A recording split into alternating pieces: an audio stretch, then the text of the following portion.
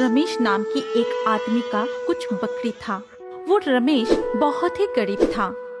हर रोज रात होने पर जब गांव के सारे लोग सो जाते थे, तभी उस गांव की जंगल में से एक चुड़ैल निकलकर आती थी और वो हर रोज एक एक बकरी चोरी करके जंगल के अंदर जाके उस बकरी को मार कर खाती थी। वैसे ही हर रोज एक के बाद एक बकरी चोरी होने लगी। ऐसे ही एक दिन सुबह रमेश उठकर अपने घर के आंगन में आके देखते हैं, फिर से एक बकरी कम पड़ रही है। तब रमेश अपनी पत्नी मिनती को बुलाकर दिखाते हैं। देखो मिनती, आज फिर से मेरी एक बकरी गायब हो गया है। मुझे तो कुछ समझ में नहीं आ रहा है कि ये सब हो कैसे रहा है। आखिर मेरे ये बकरी गायब कैसे हो रहा है। इसके जवाब में मिनती कहती है, मुझे भी कुछ समझ नहीं आ रही है। तो क्या गांव में कोई अजीब जानवर आया है जो कि हर रोज बकरी चुरा के ले जा रही है? वो दोनों ही ऐसे शक करने लगे। फिर ऐसे ही कुछ दिन बीत जाते हैं। एक दिन गांव के बाजारों में एक औरत मटन बेच रही थी। उसी वक्त रमेश और उसका एक दोस्त बबलू सब्जी लेने के लिए बाजार जा रहा था। अचानक बाजारों में एक नई मटन की दुकान देख के बबलू रमेश को बोलता है, रमेश देखो, ये नई मटन की दुकान खुला है, पहले तो कभी देखा नहीं। और वो औरत कौन है? इस औरत को तो गांव में पहले कभी नहीं देखा था। इस गांव में तो एक ही मटन का दुकान है और उस दुकान के मालिक तो तुमसे ही बकरी खरीद कर उसे काट कर बेचता है। फिर बबलू रमेश से पूछते हैं, ये औरत क्या तुमसे कभी बकरी खरीद कर ले गई? अरे नहीं तो, मैं तो इस औरत को जानता तक नहीं हूँ। तो फिर ये औरत कहाँ से बकरी खरीद कर ले आई? रमेश और बबलू इस बारे में बात करने लगे। फिर दोनों ने मिलकर उस दुकान के सामने जाकर उस औरत को पूछती है, जी आप कहाँ से ये बकरी खरीद कर यहाँ पे बेच रही है? हाँ, आपको तो इस गांव में पहले कभी नहीं देखा।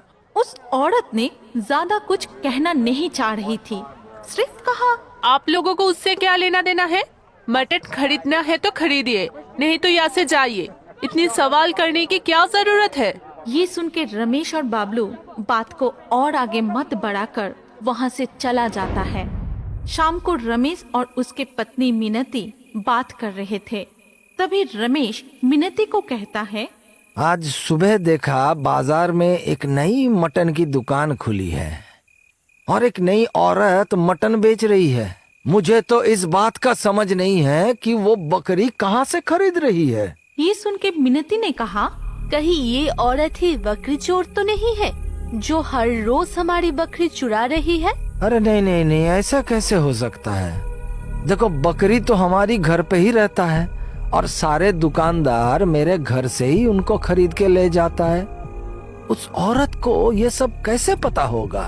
और तो और उस औरत को तो इस गांव में पहली बार देखा मैंने। फिर उसी वक्त रमेश की बेटी चुमकी वहाँ आ जाती है और वो आके अपनी मम्मी पापा से कहती है, मम्मी बहुत दिन हो गई, मैं मटन नहीं खाई। आज रात खाने में आप मटन बनाएंगे? मिनती अपनी बेटी को गले लगा के कहती है, ठीक है, मेरी प्यारी बच्ची को आज मटन खाने की इच्छा हुई है। मम्मी आज उसके लिए बहुत ही स्वादिष्ट मटन बनाएंगी। ये कह के मिनती अपने पति की तरफ मुड़कर कहती है, आप जाओ बाजार से मटन ले आओ। बहुत दिनों से हमारी बेटी ने मांस नहीं खाई है। रमेश अपने बेटी के लिए मटन खरीदने शाम को सड़क के किनारे बाजार की तरफ चलता है। बाजार में जाके वो देखा, चारों तरफ सिर्फ अंधेरा ही अंधेरा। सब दुकान बंद हो चुका है, एक भी इंसान नहीं दिखते। फिर वो अपने मन ही मन कहता है, एक बार उस औरत की दुकान पे जाके देखता हूँ, अगर खुला है तो। ये कह के रमेश दुकान की तरफ जाते हैं। जाकर देखते हैं दुकान बंद है, लेकिन अंदर से एक छोटी सी रोशनी आ रही है। ये देख के रमेश अपने मन ही मन सोचते हैं, दुकान तो बंद है, लेकिन अगर अंदर में कुछ मटन पड़ा होगा तो मेरी बेटी आज खा सकती है। बहुत दिनों से वो बेचारी मटन नहीं खाई है और बहुत दिनों के बाद वो अपने पापा से कुछ मांगी है। आज तो उसे मटन खिलाना ही पड़ेगा। ये कह के वो दुकान के सामने जाता है और खिड़कियों से देखता है। वो औरत अचानक से चुड़ैल के रूप में आ जाती है और वो बकरियों को चील चील कर खा रही है। और वो चुड़ैल खाते खाते कहती है, अरे अरे, ये बकरी तो बहुत ही स्वादिष्ट है। चलो जाके एक और बकरी चुरा लेती हूँ।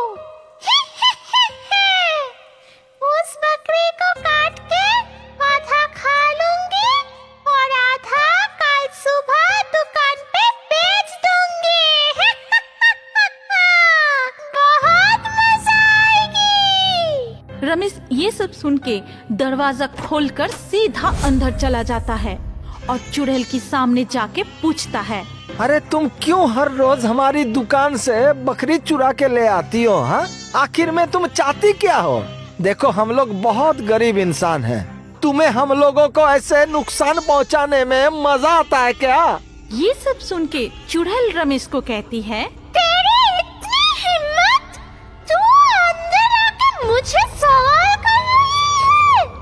आज तो तुझे ही मार के खा जाऊंगी। ये सब सुन के रमेश बहुत ही डर जाता है और चुड़ैल से कहता है, मुझे माफ कर दो, मुझे छोड़ दो। लेकिन चुड़ैल कोई भी बात नहीं सुनती है। जब वो रमेश को पकड़ने जाती है तब वहाँ मिनती आ जाती है और कहती है, मुझे पहले से ही पता थी ऐसे ही कुछ होने वाली है। हमारी घर से बकरी चुराने के पीछे इस औरत का ही हाथ है। रमेश, तुम बिल्कुल चिंता मत करो, ये चुड़ैल हमारी कोई नुकसान नहीं कर पाएगी। ये कह के मिनती भगवान की पवित्र गंगा जल चुड़ैल की तरफ फेंक देती है, जिससे वो अपने साथ ले आई थी।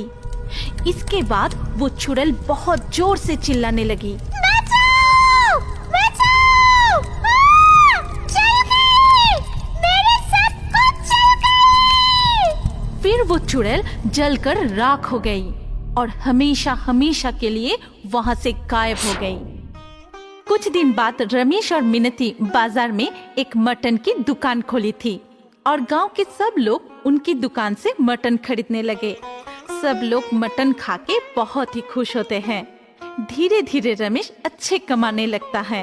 फिर वो एक अच्छे से घर भी बना लेता है और कुछ दिन बाद एक कार भी खरीद लेता है। उसके बाद से वो लोग खुशी खुशी रहने लगे।